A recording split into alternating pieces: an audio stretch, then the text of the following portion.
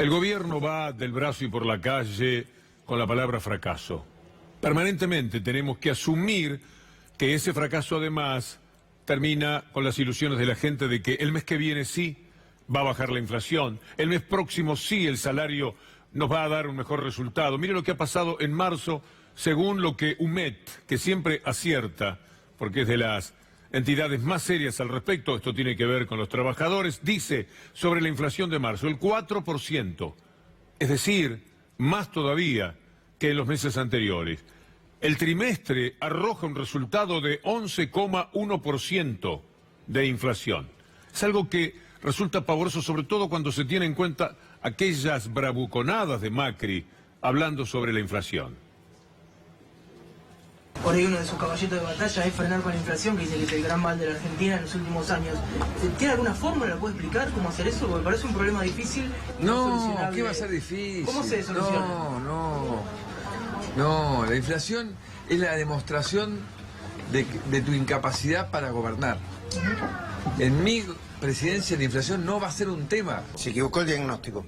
Pensé que iba a bajar más rápido. A veces uno repite estas cosas para que la gente sepa qué cara pone Macri cuando miente. Cada uno de ellos tiene una expresión en la cual ya se puede adivinar que lo que está diciendo es una falacia. Mire lo que pasa con el poder de compra, el suyo, el nuestro, el de todos.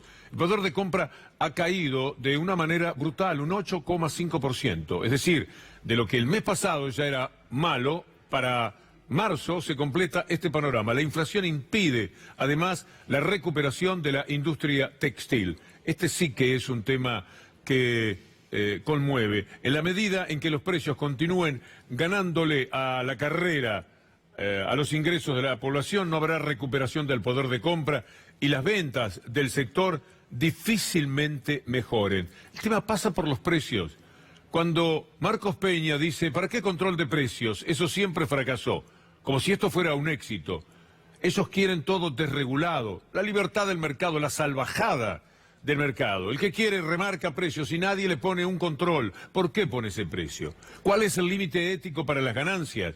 Por ganancias que son 10 veces más abajo de la que los supermercados han tenido en algún momento en la Argentina antes del 2015, cuando ganaban mucho dinero, sancionaron con millones de liras a supermercados en Londres, por ejemplo, en Inglaterra, porque hay un límite en lo que uno puede ganar. Si no, estamos a expensas, como si abrieran la jaula de los leones y de los tigres y se vinieran sobre nosotros. Escúchenlo a Marcos Peña decir que es un fracaso regular los precios.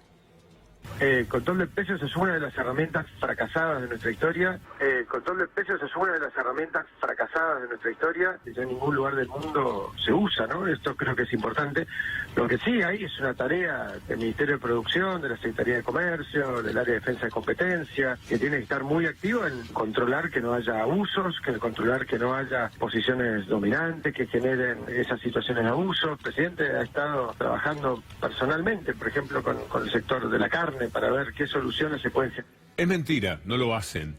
Es la palabra de alguien que tiene, la familia tiene supermercados y sabe perfectamente que lo que quieren ellos, lo que quisieron toda la vida, aquello por lo que pugnaron hasta el 2015, es por la absoluta libertad de hacer lo que se les antoja.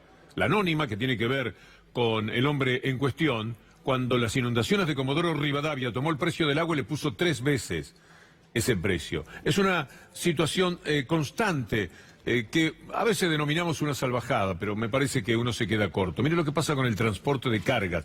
El transporte de cargas aumenta porque, claro, están los combustibles, etcétera.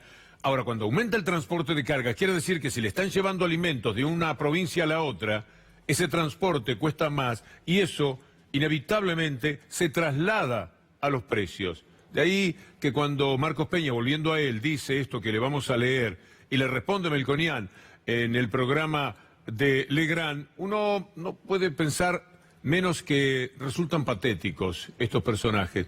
Peña, los movimientos del dólar no son un motivo para alarmarse, por ejemplo. No, ¿de dónde vienen los precios que estamos pagando? ¿De dónde sale esta inflación atroz en tiempos en los que no hay demanda?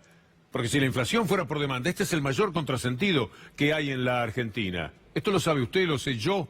No necesitamos ni siquiera el doctorado de nuestra querida Julia Estrada, porque es simple de advertir. El dólar gravita enormemente en el movimiento de los precios. La inflación no es porque hay locura por comprar algo, si la gente no tiene con qué comprar. Tendría que haber menos inflación justamente porque no hay posibilidades de comprar. Así más o menos lo entiende hasta Melconian, charlando con Legrand. Qué desperdicio lo que hemos pasado antes. Sí. Qué oportunidad desperdiciada. Pero sí, hemos perdido la oportunidad. Esta mañana lo escuché a Marcos Peña en un programa y está todo fantástico, maravilloso, y no es cierto, no es verdad. Entonces tienen que admitir y poner los puntos sobre las cosas que no han funcionado. Yo creo que al final la objetividad con el paso del tiempo paga. Para ser objetivo, yo tampoco le creo a Marcos Peña. No es cierto que está todo bien. Los inversores no vienen porque le hemos errado con el programa. No se le miente a la gente, no se le miente más a la gente. Además, 1 más 1 es 2. La sociedad como sociedad tiene que ejercer la potestad que al que le miente no lo vote, que no se compre espejitos de colores. ¿Y quién podría creerle a Marcos Peña? Ya tenemos 2 declaraciones allí que son inadmisibles para un hombre que tiene tan alta responsabilidad como la que afronta. Por supuesto que está siempre el apoyo mediático y Clarín juega con la encuesta de Ecolatina porque están peleando para que no aumenten los salarios, no quieren salarios un poco más altos. Esto es la doctrina Macri, la doctrina Clarín Nación. Salarios más altos, no. Y dan el argumento. Primero les voy a mostrar lo del Fondo Monetario Internacional. Sin anclas para la inflación, el FMI ya utiliza una proyección del 39,6% para el 2019. Empezaron tímidamente diciendo que era mucho menos y ahora están hablando del 40%. No tienen vergüenza, son unos bandoleros. Pero además resultan altamente ineficaces en lo que dicen. Y aquí está la nota de Clarín, diciendo que por la presión salarial pueden haber más subas de precios. ¿Qué le están queriendo decir? Cuidado, no insistan demasiado por los aumentos salariales. Cuidado porque lo que va a ocurrir es que esto se traslada a los precios y van a ser más altos. Todo se traslada a los precios. ¿Por qué no lo dicen cuando el dólar es el que marca la continuidad de las remarcaciones de precios en la República Argentina? Mire lo que pasa como consecuencia de todo esto. Hay un análisis hecho en esta ciudad de Buenos Aires donde hay empeño por ponerle lucecitas a las fuentes, pero muy poco empeño de parte de Rodríguez Larreta de dar satisfacción a la hambruna generalizada que hay en la ciudad de Buenos Aires. Recortan el tema de los comedores. La concurrencia a comedores comunitarios en la ciudad creció entre un 40 y un 50% en el último año. Pero el gobierno porteño destina cada vez menos fondos al programa que busca disminuir la desigualdad. Es bueno ese título, Caídos del Mapa. Una colega que se llama Luciana Giordano puso un dramático Facebook y nos dio por conversar con ella. Luciana Giordano, licenciada en comunicación, locutora, periodista, lo está pasando muy mal. ¿Sabe algo? Como decenas, por no decir cientos de periodistas, y miles se han quedado sin trabajo. Hoy por primera vez fui a comer a un comedor. Estoy sin trabajo, soy periodista, locutora, productora. Las pautas comerciales para apoyar proyectos no salen. No me importa contarlo. Y desarrolla esto que después conversó hoy por la mañana con nosotros en las 7:50. No hay trabajo. Me dio mucho miedo publicar. Mucho tiempo que no publico nada de política en mi Facebook, por haber trabajado para la administración anterior. Se me consideró persona no grata para trabajar con el gobierno de Cambiemos, a pesar de que yo soy profesional, ¿no?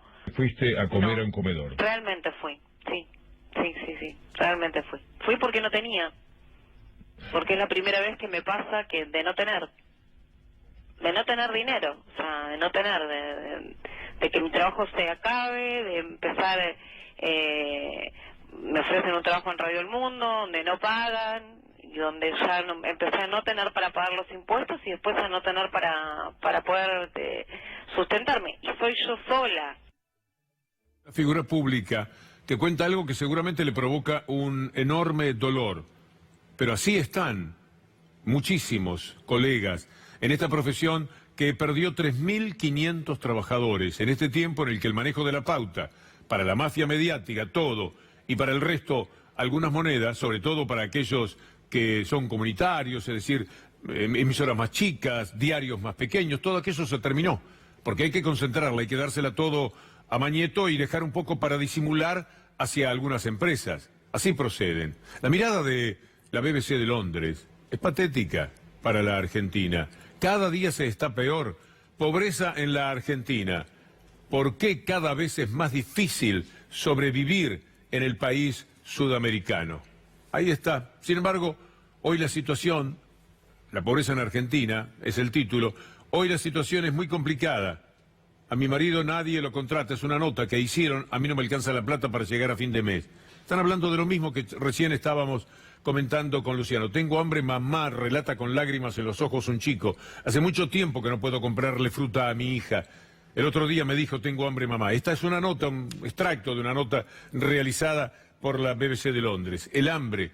Claudia Neira, que es una directora de oposición en el Banco Ciudad, se desplaza hacia este tema con este dolor. Vemos un crecimiento de la pobreza en la ciudad de Buenos Aires, en la ciudad más rica del país, que asusta y que estremece. Vemos nuestros comedores repletos de gente, vemos que hay fila para poder comer, que hay familias de clase media que hoy tienen que ir a buscar un plato de comida, y vemos un gobierno porteño que no está a la altura de las circunstancias, que en lugar de incrementar las políticas sociales recorta las becas alimentarias de las escuelas, y que no hay respuesta para esta situación que está haciendo sufrir a miles y a miles de personas. Esto es lo que está sucediendo en la ciudad más rica del país. Imagine Frías, en la provincia de Santiago del Estero, que una aceitera muy prestigiosa, con muchísimos años de actividad, eche gente.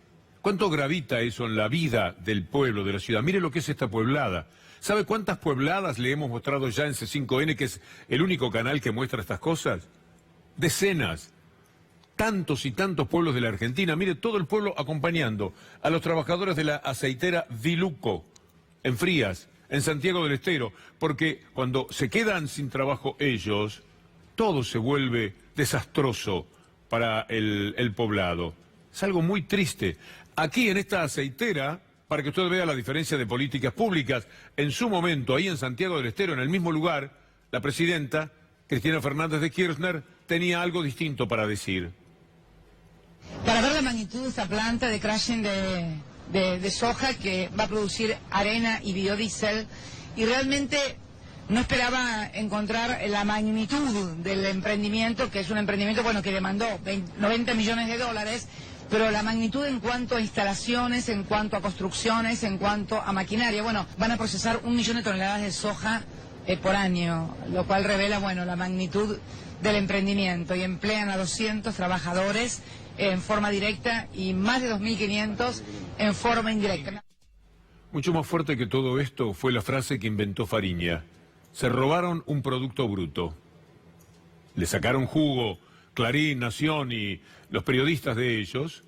Y mucha gente repite todavía, se robaron un producto bruto. Es una frase dicha por Fariña, del que ahora se sabe que todo lo que declaró estaba guionado por el propio gobierno, por la Oficina de Inteligencia, por Garabano. Es tristísimo lo que pasa, porque cambiamos políticas públicas activas como esas, que permitían a un pueblo vivir de una fábrica, que le daban trabajo a muchísima gente. Lo cambiamos por la nada, y lo cambiaron ellos. Mi insistencia en los medios de comunicación tiene que ver que esto no se podía cometer, esta atrocidad, sin la participación necesaria, el impulso que ellos dieron para esta verdadera tragedia económica. La palabra tragedia no es una exageración. La persona que no va a comer esta noche, que los hijos no van a comer esta noche, vive una tragedia. Y esto repercute en todo el país. Mire lo que es esa fotografía del CONICET ahora. 2.100 científicos del CONICET se quedaron en la calle. ¿Es posible esto? El viernes se conocieron los resultados de los ingresos a la carrera de investigador del CONICET. Y el panorama es ese, frente a aquello que Macri, de una manera tan insolvente, tan frívola, tan superflua, se pretendía presentar de esta manera. Y hitos como estos son posibles porque decidimos hacer de la ciencia, la tecnología y la innovación productiva una política de Estado. Decidimos hacer de la ciencia, la tecnología y la innovación productiva una política de Estado. Hay paro pasado mañana de los profesionales de la salud de la provincia de Buenos Aires, nucleados en SICOP, médicos y profesionales. Quieren discutir la paritaria no la del 2019, la del 2018.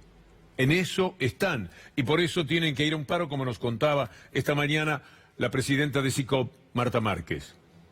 No tenemos convocatoria a paritaria, no cerramos la negociación del 2018, cumplió lo que firmó en paritaria, estamos casi a mediados de abril y no hemos sido convocados todavía a discutir tampoco el 2019, mientras el sistema de salud provincial entra en una crisis cada vez más profunda. Lo que nosotros siempre garantizamos cuando hacemos paro es la atención de emergencias. El hospital está abierto y toda la emergencia está garantizada. Si hubo cuestiones programadas, se reprogramarán, no se van a atender consultorios externos. Es nuestra modalidad de paro desde hace muchísimos años. Eso en cuanto a los profesionales de la salud. Los docentes, miles de ellos sin cobrar en la provincia de Buenos Aires.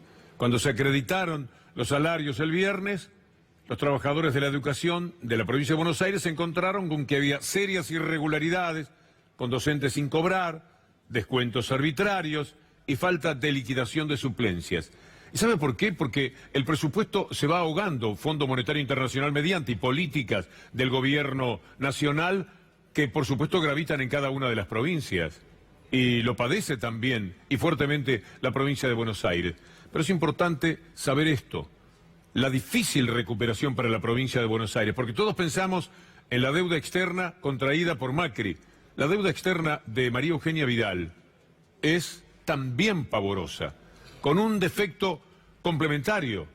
No recibe dólares, no le entran dólares. El gobierno nacional, lo que le entra del campo, en algún momento puede morigerar una situación, difícil, pero puede ocurrir. Le entran dólares, puede hablar en dólares, no de la forma que lo ha hecho, demencial, el gobierno de Macri. Pero algo podría, sobre todo teniendo en cuenta que venía con un país desendeudado, por lo menos con deuda nueva, solamente había que seguir pagando la contraída hasta el 2002. Pudieron haber sido un poco más prudentes, pero la provincia de Buenos Aires tiene el 80% de su deuda en dólares. No hay manera de sobrevivir a todo esto. Como tampoco a lo que ocurre en el mundo de la justicia. Vamos a ir al tema fuerte de la jornada, que fue la denuncia de Pablo Moyano contra Mauricio Macri. Porque ahora se ha comprobado ya fehacientemente por lo que dijo el jefe de la AFI, el amigo íntimo de Macri, perseguidor de Pablo Moyano, a través de los espías que le mandaba al juez Carzoglio para que lo metieran preso a Pablo Moyano. Ahora se sabe que este hombre, afiliado a las escuchas y al espionaje desde los tiempos empresariales, y enloquecido con ese tema cuando era jefe de gobierno de la ciudad de Buenos Aires, e insólitamente perdonado por el juez Casarello tan solo porque era presidente de la República y daba vergüenza tener un presidente procesado, siempre va por lo mismo. Y a través de Arribas manda emisarios diciéndole a un juez de Avellaneda, que lo imaginarían seguramente débil, un juez sin demasiada chapa, con quizás no un gran prestigio, porque no es conocido, a eso me refiero. Y entonces le mandan dos espías que van y le dicen, el presidente está obsesionado por meter preso a Pablo Moyano, así que hágalo. ¿Sabe lo que vamos a hacer?, le dijeron. Le vamos a dar el fallo, para que usted ni siquiera tenga la molestia de escribirlo. Carzoglio lo puso en una caja fuerte, ahí lo tiene, esperando que alguien se anime a llamarlo. Cuando Carzoglio denunció lo que estaba pasando, ningún representante del gobierno apareció para desmentirlo. Solamente surgió Contegrán, el procurador de la provincia de Buenos Aires, para sacarlo del lugar a Carzoglio. Esto les pasa a los jueces que no atienden los reclamos de Macri y de los grupos mediáticos que son los que están detrás de esto. Porque a Pablo Moyano, a Hugo Moyano, lo condenaban antes que nada Clarín y Nación. Después pasa por el tamiz político, se convierte en una denuncia y normalmente cuentan con jueces que les temen, que están vendidos, que están podridos en el alma de hombres de la justicia. Y lo consiguen.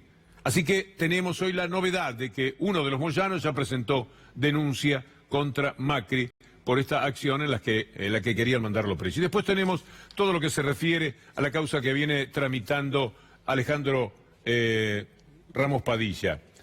Hay un hecho que cuando a uno lo ve, lo mostró muy bien Sobredosis de TV, lo mostró el programa Hagan Algo, resulta increíble, inadmisible.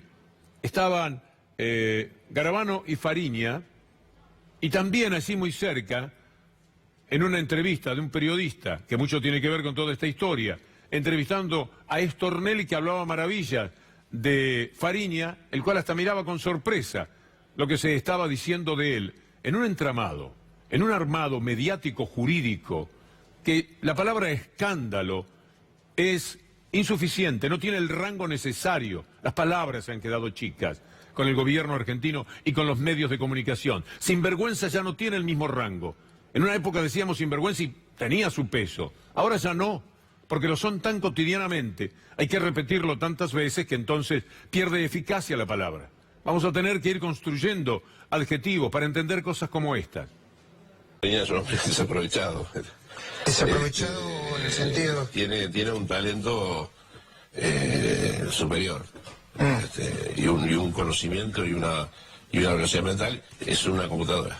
Se presentó a declarar la ex abogada de Leonardo Fariña, de este señor, del supuesto arrepentido de la ruta del dinero acá. ¿Qué aportó? ¿Giselle Robles? Bueno, lo vemos. Apuntó directamente contra Leonardo Fariña y confirmó que este señor se juntó en el despacho del ministro de Justicia, Germán Garabano. En la reunión se acuerda lo que Fariña tenía que decir, que se involucrara a Cristina Fernández de Kirchner en la ruta del dinero acá. Cristina sabía, Devido sabía, Echegaray sabía, Esbatella sabía, todos sabían.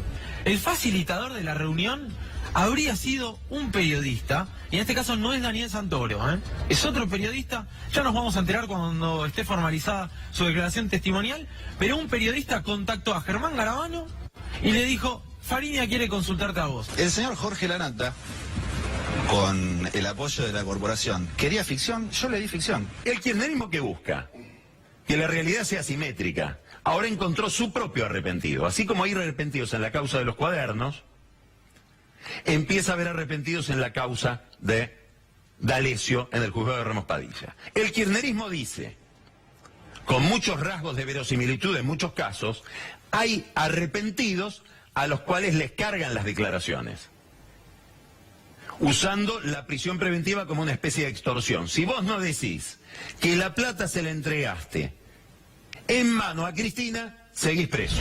De Bonadío, digamos, es increíble. Yo tengo testimonios de empresarios que dicen, cuando empiezan a declarar, dicen pare, y que en realidad el único objetivo es que Cristina vaya preso, pero nadie más. Cuando yo digo el derecho procesal creativo, son instituciones que no son técnicamente cosas del derecho penal. La causa Otesur, mi colega Ercolini, ha hecho una cosa parecida. Inadmisible, impunidad absoluta, porque además ellos se exponen, cuando Garabano se sienta con Fariña, sabe que algún día Fariña puede querer más de lo que le dan ahora. Él le aseguró un gran departamento, Patricia Bullrich un muy buen sueldo, de algo tiene que vivir, les ha hecho un enorme favor político, porque ya el daño muy grande está hecho. Lo que viene es más daño todavía. Pero lo que ocurrió hasta ahora, esto tan demencial, ya es enorme como daño. Pero Fariña un día puede decir: yo quiero más, mejorame el sueldo, mejorame el departamento, ponerme en el exterior, yo quiero más. Es decir, se exponen a estar chantajeados por el resto de su vida, potencialmente chantajeados. ¿Cómo se animan a eso? Porque lo que les importa es hacer este daño, afirmarse en el poder político. ¿Y después qué interesa? Que aparezcan archivos dentro de 10 años, de 15 años. Si ya ni ellos van a estar, ya habrán hecho todo lo que tenían que hacer. El inmenso daño que han proyectado sobre la República. Tomás Méndez en ADN, mostrando el guión. 19 de agosto de 2013, dice: la increíble licitación de 2 represas en Santa Cruz, camino del escándalo. La indagatoria de Jorge Leonardo Fariña es de agosto de 2016. Agosto de 2016, es decir, 3 años después del artículo. Ahora, mira esto, Lo cierto es que el 20 de abril del año pasado se llamó una nueva licitación. El negocio pasó a la órbita del gobierno nacional.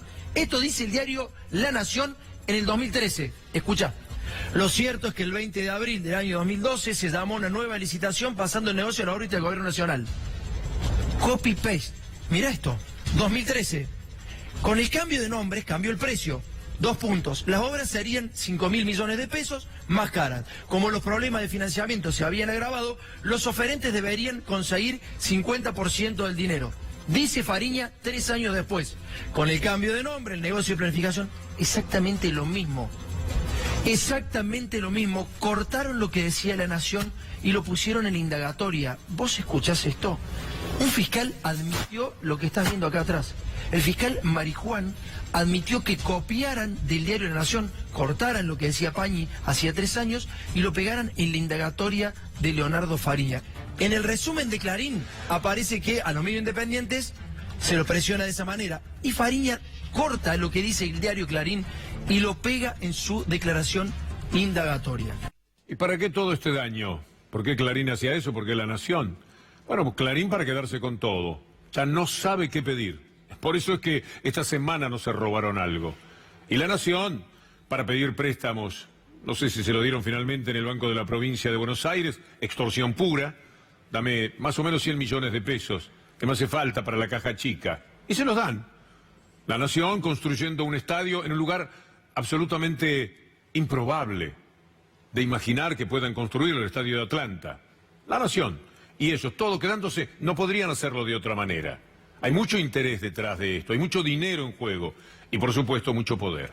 Por eso, cuando Casanello vio lo que hacía Fariña, le llamó la atención, pero no podía hacer otra cosa que ponerlo en el expediente de la manera que demuestra cómo Fariña iba con un papel para declarar, con todo anotado lo que le pasaba la AFI, lo que le daba a Garabano, lo que le daban los políticos que querían que esto ocurriese.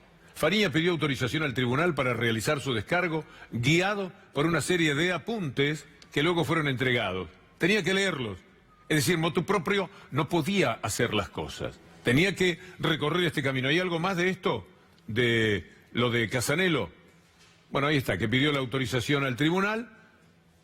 Quisiera saber si teníamos un corte más de la información. Gran parte del relato contenido en el primer tramo, aquel que realiza en base a una valoración personal. La valoración personal de Fariña es la que puede intentar poner presa a Cristina Fernández de Kirchner. Así están las cosas. Reproduce aquello que ya fuera judicializado por el bloque de diputados de la coalición cívica en el 2008. Vienen remando con el tema desde hace mucho tiempo. Fariña, el Ascar. ¿Usted vio Sobredosis de TV? Le vamos a dar a probar un poquitito del programa. C5N sigue saliendo al aire. ¿Cómo sigue saliendo al aire? Sinceramente, yo creo que si una empresa tiene que cerrar y se acabó. Busca que cierre C5N, también forma parte de lo que Luis Barrio Nuevo decía que eran los programas armados. Bueno, ¿sabes qué? Es cierto. Vamos a ver una historia de la mafia. ¿Durante cuánto tiempo tuviste relaciones comerciales con Fariña? 5 meses. Yo dije un montón de cosas en la tele, pero estoy mostrando que las que dije no son así. Porque Barrio Nuevo que me dijo, pibe, te van a matar. Hablé con Lázaro, Lázaro me dijo que te va a matar. Cuando la Nata largó, aquella operación la hace con el Ascar, la ruta del dinero. ¿De dónde nace la ruta? Con el Ascar. Mirá, ¿vos lo conocés al padre? ¿De quién? Del Ascar. No, ¿Y con el Ascar. ¿A el Ascar? Y si yo lo tuve 5 meses el Ascar. ¿A dónde? Lo tuve conmigo hasta que habló. No me digas. ¿Por qué lo tuviste con vos? Porque había que esperar desde abril a noviembre para que... Es una caja sorpresa, Luis. Para que el hombre hable. Sí. ¿Entendés? Lo guardaste como testigo. Cuando empezaba la Nata y había que firmarlo y había que decirlo. Había que firmarlo. ¿Y ahora quién tenés, Luis? ¿A quién tenés? ¿Cuánto más tenés ahora? Doctora, brindo con agua, doctora. Brindo con agua, doctora. Sí, no, pará, le dijiste... Cuando vino me dijo, ¿y? Nada, dice que te van a matar. ¿Quién le dijo eso? Ah, ¿le dijeron? Le digo yo, le dijo, te van a matar. Quédate acá. Tenés que hablar. ¿Cómo? Y tenés que ver a la cámara, contá todo. ¿Me entendés? Mirá que estás al aire, Luis. Y vas a cobrar. Mira, por más que te sientas cómodo entre tus amigos. Barrio Nuevo que me dijo, pibe, te van a matar. Dice que te van a matar. ¿Quién le dijo eso? Ah, ¿le dijeron? Le digo yo, le dijo, te van a matar. Quédate acá. Tenés que hablar. ¿Cómo? Y tenés que ver a la cámara, contá todo. La entrevista guionada. Porque a Rossi me lo nombran ahí en ese momento. ¿Quién manejaba en Panamá la guita? Fabián Rossi. Fabián Rossi, que... El marido de Ileana Calabró. La entrevista guionada. Yo con la calentura que tenía, nombrarme a quien sea que lo prendo fuego. Además, si me dicen que me quieren matar y que me tengo que exponer, pero yo digo lo que sea. Estos no son periodistas, son mercenarios. Esto es lo que hicieron Barrio Nuevo y La Nata. La cámara contá todo. Cuando empezaba La Nata y había que firmarlo y había que decirlo. Esta noche vamos a hablar de una historia de la mafia.